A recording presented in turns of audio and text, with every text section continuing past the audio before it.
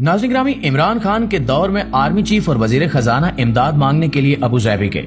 सुल्तान ने बात सुनकर निहायत पते की बात की। उनका कहना था कि एक वक्त था जब आपका हाथ ऊपर होता था और हमारा नीचे।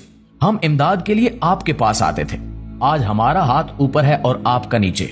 आप हमारे भाई हैं, हम आपकी मदद कर सकते हैं, लेकिन मेरा मशवरा है हम ऊपर या नीचे वाला हाथ बनने की बजाय आइए एक दूसरे के साथ बराबरी से हाथ मिलाते हैं। आप किसी मुल्क से इमदाद ना लें, आप मुल्कों से बिजनेस करें। आप इस तरीके से अमीर होंगे।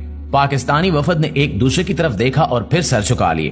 दूसरी मिसाल सऊदी अरब के मौजूदा बादशाह किंग सलमान बिन अब्दुल अजीज की है। ये बादशाह बनने से पहले 48 साल रियाज के गवर्नर रहे। जनरल मुशर्रफ के दौर में पाकिस्तान के सफीर एडमिरल शाहिद करीमुल्लाह सदर का पैगाम लेकर इनके पास गए। शाह सलमान ने पाकिस्तानी सफीर से कहा कि हम पाकिस्तान को अपना भाई समझते हैं, लिहाजा हम हर मुश्किल वक्त में आपके साथ खड़े होते हैं। लेकिन ये याद रखें कि ये जज्बा सिर्फ हम तक है। हमारे बच्चे बहुत प्रैक्टिकल हैं। हमारे बाद ये आपका ख्याल नहीं रखेंगे, चुनांचे आपके लिए बेहतर है कि आप हमारी जिंदगी में ही अपने पांव पर खड़े हो जाएं। सफीर ने ये पैगाम मनोअन साइफर बनाकर ऐवान सदर भिजवा दिए। दोस्तों, तीसरी मिसाल चीन की है। जनरल कमर जावेद बाजवा 2021 में चीनी सदर शी जिनपिंग से मुलाकात के लिए बीजिंग गए। सदर शी ने इन्हें सिर्फ 2 मशवरे दिए कि आप एक ही बार ये फैसला कर लें कि आप क्या करना चाहते हैं, और दूसरा ये याद रखें कि तरक्की और लड़ाई में तरक्की पहले नंबर पर आती है और लड़ाई दूसरे नंबर पर। आप लोग तरक्की पर कॉम्प्रोमाइज ना करें। भारत से लड़ें लेकिन पहले तरक्की करें। उन्होंने चीन की मिसाल देते हुए कहा कि हमारे भारत के साथ 70 साल से तनाजे चल रहे हैं। हमारी ताजा झड़प भी हुई है, मगर इसके बावजूद भारत के साथ हमारा तिजारती हुजम बढ़ता चला जा रहा है। हम लड़ाई के बाद भी भारत से ज्यादा तिजारत कर रहे हैं। नाज़रीन ग्रामी, आप थोड़ी देर के लिए इन तमाम मशवरों को साइड पर रखें और दिल्ली में 9 और 10 सितंबर के G20 सरबराही इजलास पर फोकस करें। भारत न सिर्फ दुनिया की 20 बड़ी मईशतों में शामिल हो चुका है, बल्कि ये आज बड़ी मईशतों की मेजबानी भी कर रहा है। दूसरी हकीकत, G20 में इंडोनेशिया, जनूबी कोरिया, मेक्सिको, जनूबी अफ्रीका और तुर्की भी शामिल हैं, और ये 5 मुल्क हमारे सामने इस रेस में शामिल हुए। आप तुर्की को सन 2000 में देखें और इसके बाद इसे 2010 और 2023 में देखें।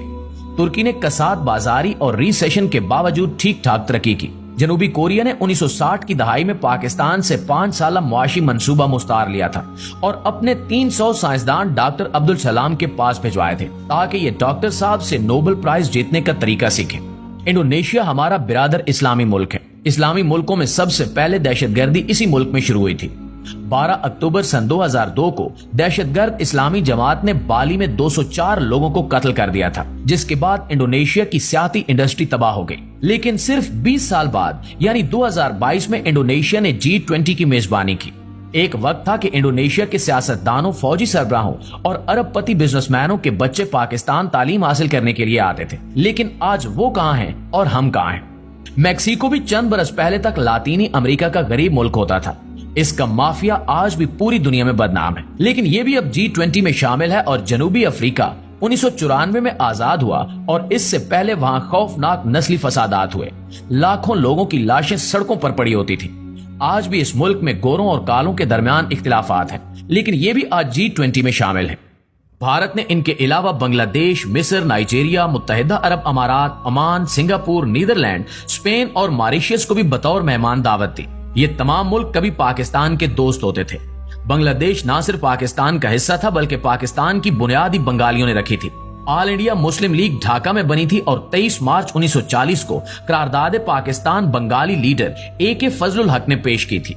हमने 1971 में बंगालियों को नालायक, पसमानदा और गंदा करार देकर अलग कर दिया, लेकिन आज बांग्लादेश मुआशी लिहाज से पाकिस्तान से आगे है और ये G20 मुल्कों के साथ भी बैठा है। हमने भुट्टो दौर में इसराइल के खिलाफ जंग में मिस्र, उर्दन और शाम की भी मदद की थी।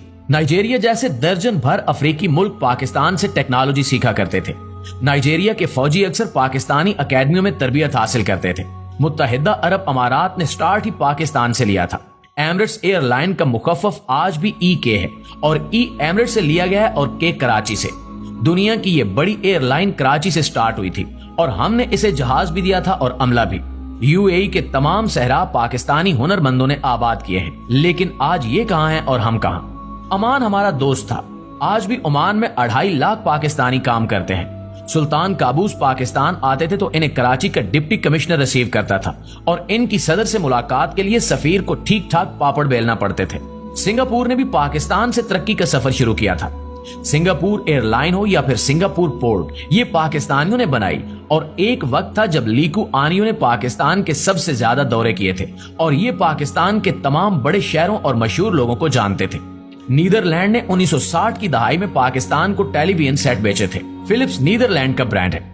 पाकिस्तान ने फिलिप्स को मुल्क में काम करने की इजाजत दी और हॉलैंड ने इसे उस वक्त की सबसे बड़ी डील करार दिया था। स्पेन यूरोप का वाहिद मुल्क था जो हर किस्म के पाकिस्तानी को इमिग्रेशन भी दे देता था और काम की इजाजत भी।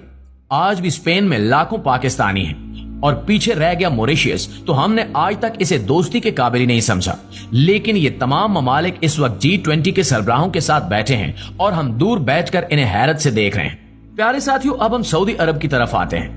दुनिया ने हमेशा इन दोनों मुल्कों को इकट्ठा देखा। 1979 में खाना काबा पर हमला हुआ तो सिर्फ पाकिस्तानी फौज को तलब किया गया। यमन में हौसी बागियों के इशू पर भी पाकिस्तान ने सऊदी अरब की मदद की। एटमी धमाकों के बाद पाकिस्तान पर इक्तिसादी पाबंदियां लगी तो उस वक्त सऊदी अरब दुनिया का वाहिद मुल्क था जिसने खुलकर हमारा साथ दिया, हमें मुफ्त पेट्रोल तक दिया। आज भी पाकिस्तान के 20 लाख वर्कर्स अरब मुल्कों में मुलाजमतें कर रहे हैं और इनकी रकूम से मुल्क चल रहा है। भारत सऊदी अरब और UAE पर मुसलसल दबाव डाल रहा है कि आप पाकिस्तानी वर्कर्स को निकाल दें, हम आपको सस्ते और ज्यादा हुनरमंद दे देते हैं, मगर अरब ये पेशकश कबूल नहीं कर रहे। लेकिन नाज़रीन, सवाल यह है कि अरब ममालिक कब तक इनकार करेंगे? हमें मानना होगा कि दुनिया बदल चुकी है। अरब मुल्कों में नई नस्ल इक्तिदार और बिजनेस में आ चुकी है और ये नस्ल भाईचारे की बजाय कारोबार को अहमियत देती है। UAE में हुकूमत ने इन्वेस्टमेंट कंपनी बना रखी है। ये कंपनी $500 बिलियन की मालिक है और इसके कारिंदे पूरी दुनिया में कारोबारी मौके तलाश कर रहे हैं। ये ऐसे मुलाजमीन को साल बाद निकाल देते हैं जो कंपनी के पैसे इन्वेस्ट नहीं करते। लिहाजा इन हालात में अरबों को पाकिस्तान में क्या दिलचस्पी होगी? हम माने या न माने, मगर हकीकत यही है कि हम दुनिया और अपने दोस्तों की नजर में इस कदर बेवकूफ हो चुके हैं कि हमने सऊदी वली अहद को भारत जाते वक्त चंद घंटे पाकिस्तान में गुजारने की दावत दी, मगर वली अहद तैयार नहीं हुए। दूसरी तरफ कॉन्फ्रेंस 10 सितंबर को खत्म हुई, मगर वली अहद 11 सितंबर की रात तक भारत में रहे। ये कॉन्फ्रेंस के बाद भारतीय ताजरों और सनतकारों से मुलाकातें करते रहे क्योंकि इन्हें भारत में बिजनेस के मौके नजर आ रहे हैं। भारत और सऊदी अरब के दरमियान इस वक्त $5 खरब की तिजारत है, जबकि हम जब भी सऊदी अरब जाते हैं पैसे मांगने जाते हैं। चुनांचे ये लोग फिर हमारी इज्जत क्यों करेंगे? ये पाकिस्तान क्यों आएंगे? नाज़रीन ग्रामी, हमारे पास अब सिर्फ 2 ऑप्शन बचे हैं कि हम जलालत के इस गड्ढे में गिरे रहें और गल सड़कर खत्म हो जाएं, या फिर हम गैरत खाएं और एक बार, जी हाँ आखिरी बार, उठकर इस मुल्क की सिमत ठीक कर लें और इज्जत के साथ जिंदगी गुजारें। चाहे सिर्फ हमारी है, लेकिन हमें ये याद रखना होगा कि हम अफगानिस्तान से लेकर अमेरिका तक पूरी दुनिया के लिए बोझ बन चुके हैं और हमने अगर आज अपने आप को न संभाला तो दुनिया ज्यादा देर तक हमारा बोझ बर्दाश्त नहीं करेगी। ये हमें मरने और मिटने के लिए तनहा छोड़ देगी। हमारे पास ज्यादा वक्त नहीं है। हमने जो करना है बस 6 माह में करना है। अगर हमने कर लिया तो हम बच जाएंगे, वरना इस बार वाकई हमारी दास्तान भी दास्तानों में नहीं मिलेगी।